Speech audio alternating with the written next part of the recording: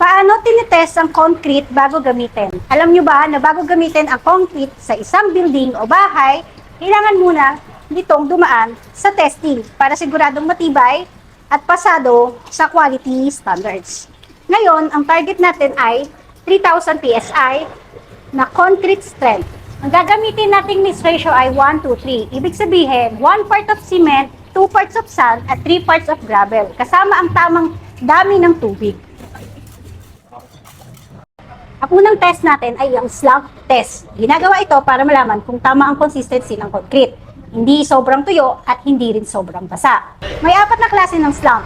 Zero slump, ito ay sobrang tigas. True slump, pantay ang baksak at ito ang gusto nating resulta. Shear slump, dumudulas sa isang side. Maaring hindi pantay ang halo. Collapse slump, sobrang basa ang concrete kaya bumabaksak agad. Pagkatapos ng slump test, gagawa tayo ng 6 by 12-inch concrete cylinder specimen. Ang mga ito yung pag-curing at pagkatapos ay ilalagay sa compression testing machine. Dito malalaman kung maaabot ng concrete ang target na 3,000 PSI na lakas. Kapag pasado, mas may confidence tayo na ang concrete ay matibay at ligtas gamitin sa construction. Before natin gamitin ang concrete sa isang project, hindi pwedeng basta-basta halo lang ng halo. Kailangan natin siguraduhin na pasado ito sa quality para matibay at ligtas sa magiging structure. Sa video na ito, gumawa tayo ng 3,000 PSI concrete gamit ang 1:3 mix ratio. 1 part cement, 2 parts sand, at 3 parts gravel. Habang hinahalo natin ang mga materials, importante na pantay ang distribution para maging consistent na lakas ng concrete. Ngayon, ilalagay na natin ang concrete sa slump cone. Pinupuno ito ng 3 layer at bawat layer ay tinatamp natin ng 25 beses gamit ng tamper rod.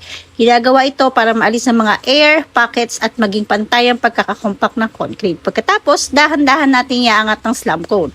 At sa unang test natin, nakita natin na baksak ang concrete na ito. Napasobrang tubig kaya uulit tayo, dadagdagan natin ng gravel and cement. Ito ang second test natin. Ang hinahanap nating resulta ay true slump. Ang ibig sabihin, pantay ang baksak ng concrete, hindi sobrang tuyo, hindi rin sobrang basa.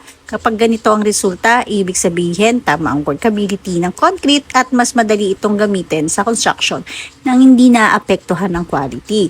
Pero tandaan, ang slump test ay hindi sumusukat sa kung gaano katibay ang concrete, sinusukat lang nito kung tama ang consistency ng halo. Dito makikita natin na true slump na ang kinalabasan, kaya perfect. Yun, kailangan pa nating patunayan na ang concrete ay talagang aabot sa target nitong lakas, kaya gumawa tayo ng 6 by 12-inch concrete cylinder specimens para itong sample ng concrete na gagamitin na actual project.